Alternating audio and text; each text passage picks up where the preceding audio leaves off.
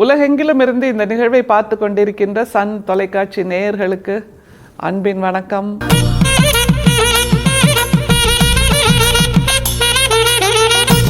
வள்ளல் பெருமானுடைய பாடல்களில் நாம் எப்போவுமே அந்த ஓமைகளை ரசிப்போம்ல, அந்த மாதிரி தான் இன்றைக்கி ஒரு பாடல் சொல்கிறார். அதை வாசிக்கும்போது நம்முடைய நினைவுகள் அல்லது கற்பனைகள் சிந்தனைகள் எல்லாம் அப்படியே காலத்தை கடந்து டைம் மெஷினில் ஏறி எங்கேயோ போயிட்ட மாதிரி தோணுது. அப்படி ஒரு அற்புதமான அனுபவத்தை கொடுக்கின்ற ஒரு பாடலை நமக்காக கொடுத்திருக்கிறார் நம்முடைய வள்ளல் பெருமான். பொதுவாக ஒரு சேயிங் உண்டு, சொல்லுவாங்க என்னென்னா, கோயிலுக்கு பக்கத்தில் இருப்பவர்கள் கடைசியாகத்தான் கோயிலுக்கு வருவார்கள், கடைசியாகத்தான் கடவுளை புரிந்து கொள்வார்கள் அப்படின்னு. ஏன்னா அவங்க பல இடங்களுக்கும் பயணப்பட்டு பக்கத்தில் தானே இருக்குது, அப்புறம் பார்த்துக்கலான்னு போயிடுவாங்களாம்.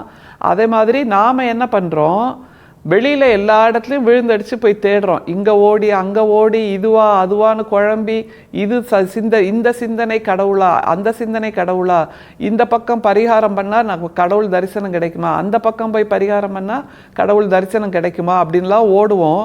ஆனால் நமக்கு மறந்து போகிற ஒரே ஒரு விஷயம் எதுன்னு சொல்லுங்கள், கடவுள் வெளியில் இல்லை, நம்ம மனசுக்குள் இருக்கிறார் என்பது தான். அப்படி நம் மனசுக்குள் ஒரு பயணத்தை நாம் எக்ஸ்கர்ஷன் மாதிரி ஏற்படுத்தினோன்னு வைங்களேன், அது எப்படி இருக்கும்? இந்த பாடல் வள்ளல் பெருமானுடைய பாடல் கொடுக்கின்ற சுகானுபவம் போல் இருக்கும்.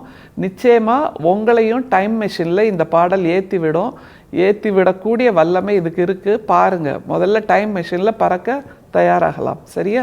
அறைகின்ற காற்றிலே காற்று உப்பிலே காற்றின் ஆதி நடு அந்தத்திலே ஆன பல பல கோடி சக்திகளின் உருவாகி ஆடும் அதன் ஆட்டத்திலே உரைகின்ற நிறைவிலே ஊக்கத்திலே காற்றின் உற்ற பல பெற்றிதனிலே ஓங்கி அவை தாங்கி மிகு பாங்கினுறு சத்தர்கட்கு உபகரித்து அருளும் ஒளியே. நடராச பதிமாலை அப்படிங்கிற 6ஆம் திருமுறையில் உள்ள பகுதி 3659வது பாடலாக வள்ளல் பெருமான் இதில் எழுதியிருக்காரு. இதில் 2 ஓமையை கொண்டு வராருங்க. ஒன்று காற்று, இன்னொன்று ஒளி. இந்த காற்றை பற்றி அவர் சொல்கிறார்ல, அப்போ தான் நாம் டைம் மெஷினில் ஏறுறோம். அப்படியே காற்றுல ஏறி டைம் மெஷினில் ஏறி போன நூற்றாண்டு 19ஆம் நூற்றாண்டு 18 17 16 15ன்னு பயணப்பட்டு ஆதி காலத்துக்கு போய் நிற்கிறோன்னு வைங்களேன். இந்த பூமி தோன்றின காலம், அப்போது இதில் எது நிறைந்திருக்கும்? ஒளியும் காற்றும் மட்டும்தான் நிறைஞ்சிருக்கும். அந்த காற்று மனிதர்கள் தோன்றுவதற்கு முன்னாடியே கூட தோன்றியாச்சு. அப்போது காலமாக எத்தனை கோடி மக்கள் இந்த காற்றை சுவாசித்திருப்பார்கள். அப்போ முதல் மனிதன் சுவாசித்த காற்று எங்கே போச்சு? அது போகிறதுக்கு ஒரு வழி இருக்குன்னா அந்த வழி எது? போகிற திசை எது? அது எந்த வழிக்கு போச்சோ அதை பிடிச்சிக்கிட்டு நாம் அந்த கோலத்துக்கும் போயிட முடியுமா, அந்த கோளுக்கும் போயிட முடியுமா? அப்படின்னா பழைய காற்றெல்லாம் அந்த கோளில் இருக்கா, புது காற்று மட்டும் இந்த பூமியில் இருக்கா? அல்லது காற்று எப்படி புதுசாகுது? நேற்று நாம் சுவாசித்த காற்று அது அழுக்காக இருக்கும், பிராணவாயு வெளியில் வந்திருக்கும், ஆக்சிஜனை நாம் சுவாசிச்சிருப்போம். அப்போ அந்த பிராணவாயு அழுக்கான காற்று எங்கே போச்சு? இப்போ அத்தனை கோடி மக்கள் பூமியில் இருக்கிறவங்க சுவாசித்து காற்று அழுக்காச்சுன்னா அதை யார் சுத்தம் பண்ணுறா? அதை கடலில் போட்டு சுத்தம் பண்ணுறோமா, சோப் போட்டு சுத்தம் பண்ணுறோமா, வாஷிங் மிஷினில் போட்டு சுத்தம் பண்ணுறோமா? அழுக்கான பழைய காற்று அல்லது முதல் மனிதன் சுவாசித்த காற்று எங்கே போச்சு? அதே காற்றை தான் நாம் இன்றைக்கி சுவாசிக்கிறோமா? இத்தனை கேள்விகளை இந்த பாடல் அடுக்குகிறது. ரொம்ப வித்தியாசமாக சிந்தனையை தூண்டுகின்ற விஞ்ஞானபூர்வமான பாடல்னு நிச்சயமாக இதை சொல்லலாம். சீக்கிரமாக அதில் பயணப்பட்டுடலாம். பாருங்கள், அறைகின்ற காற்றிலே காற்று உப்பிலே. அறைகின்ற காற்றுங்கிறார். ஏன்னா காற்றுங்கிறது என்னைக்காவது ஏதாவது ஒரு நாள் ஒரு நிமிஷம் அப்படியே நின்றுக்குமா? காற்று அசையவே இல்லைங்க அப்படிம்போம் நம்மெல்லாம். ஆனால் காற்று அசையாமல் இருக்காது.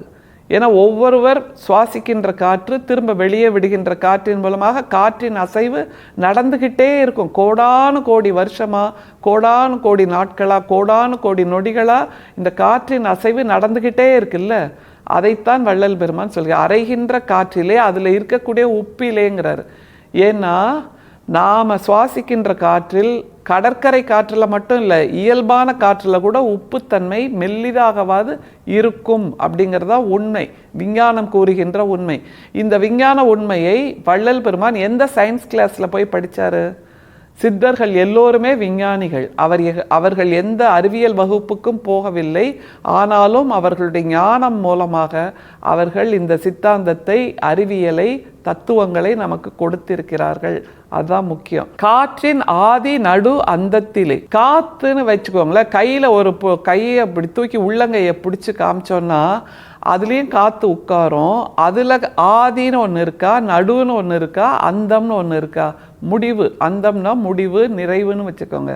அப்போ ஆதிங்கிறது ஆதி மனிதன் சுவாசித்த காற்று எங்கே, அதுக்கப்புறம் நடுவில் உள்ளவங்களாம் சுவாசித்த காற்று எங்கே, ஒவ்வொரு நாளும் நாம் சுவாசிக்கிறோம். அந்த காற்றோட நிறைவு எங்கே போய் சேருது?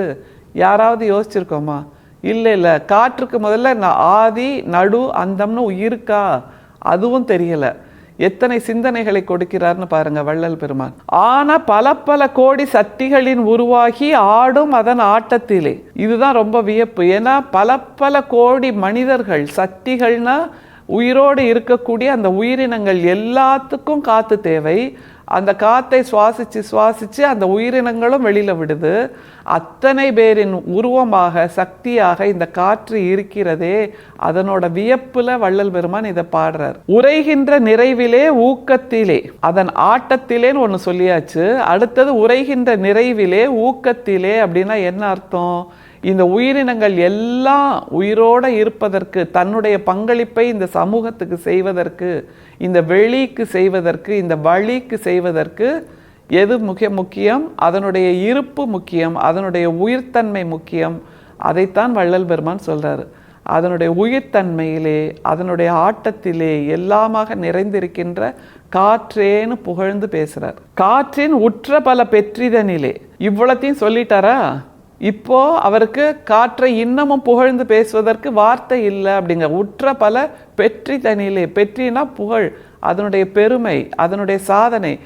உற்ற பல பெற்றின்னு ஒரே வார்த்தையில் முடிச்சிடுறாரு பாருங்க. இவ்வளோ சொல்லியாச்சு. ஆதி காலத்து காற்றிலேருந்து ஆரம்பித்து அது சென்று அடைகின்ற நிறைவு வரைக்கும் பேசியாச்சு. அதனுடைய உயிர்த்தன்மையை பேசியாச்சு. ஆனாலும் சொல்ல முடியலை அப்படிங்கிறது உற்ற பல பெற்றி தனியிலே. அதனுடைய புகழ் பலவாக விரிந்திருக்கிறது. அது எல்லாவற்றிலும் அப்படின்னு நிறைவு பண்றார். அடுத்தது வருகிறது இன்னொரு சிறப்பான ஓமை. ஓங்கி அவை தாங்கி மிகு பாங்கினரு சத்தர்கட்கு உபகரித்து அருளும் ஒளியே.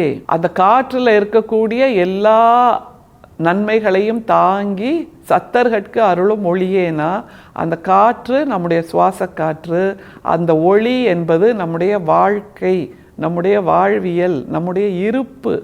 அந்த காற்றினால் நம்முடைய இருப்பு இருக்கிறது, நம்முடைய சுவாசம் இருக்கிறது, இருப்பு இருக்கிறது. ஆனால் அந்த சுவாசத்துக்கும் இருப்புக்கும் எது அர்த்தம் கொடுக்கிறது என்றால் ஒளிதான் அர்த்தம் கொடுக்கிறது. எது ஒளி என்றால் நம்முடைய இந்த பிறப்பு, நம்முடைய இந்த உருவம், நம்முடைய இந்த அடையாளம். 5.5 அடி 6 அடி 6.5 அடிக்கு மனிதர்கள் வளர்ந்து நிற்கிறார்கள் அல்லவா? இதுதான் ஒளி. நாம் ஒவ்வொருவரும் நகரும் ஒளி. ஏனென்றால் மனசுக்குள் அந்த ஒளி எப்போதும் ஒளிர்ந்து கொண்டிருக்கிறது. அந்த ஒளிக்கும் கூட முதல், இடை, கடை என்கின்ற நிலை கிடையாது. ஒரு தீபம் எரியுதுன்னு வைங்களேன், மேல் நோக்கி எரியுதுன்னா மேலே உச்சியே நம்ம அதனுடைய துவக்கம்னு சொல்வோம், முதல்னு சொல்வோம். அதே தீப்பந்தத்தை தலைகீழாக பிடிச்சிட்டா மேலாக எரிந்த அந்த தீப்பந்தம் இப்போது கீழே போனாலும் தலைகீழாக பிடித்தாலும் நிமிர்ந்தே எரிகிறது தீப்பந்தம் என்றால் அதனுடைய நிலைப்பாடு, முதல், நடு, கடை என்கின்ற நிலைப்பாடு எப்போதும் ஒரே மாதிரி இருக்குது. அதில் மாற்றம் இல்லை. அதே மாதிரி நம்முடைய மனசுக்குள்ளும் மாற்றம் இல்லாமல் அன்பு என்கின்ற தீப்பந்தத்தை, அன்பு என்கின்ற அனலை, அன்பு என்கின்ற பெருநெருப்பை, அன்பு என்கின்ற அகலை நாம் ஏற்றியாக வேண்டும். ஏனென்றால் நம்முடைய ஒளியாகிய இந்த உடம்புக்கு அந்த வெளிச்சம்தான் மிக முக்கியம். மனசுக்குள் ஏற்றுவோம் அகல் விளக்கை. அருட்பெரும் சோதி, அருட்பெரும் சோதி, தனிப்பெரும் கருணை, அருட்பெரும் சோதி. மீண்டும் சந்திப்போம். நன்றி, வணக்கம்.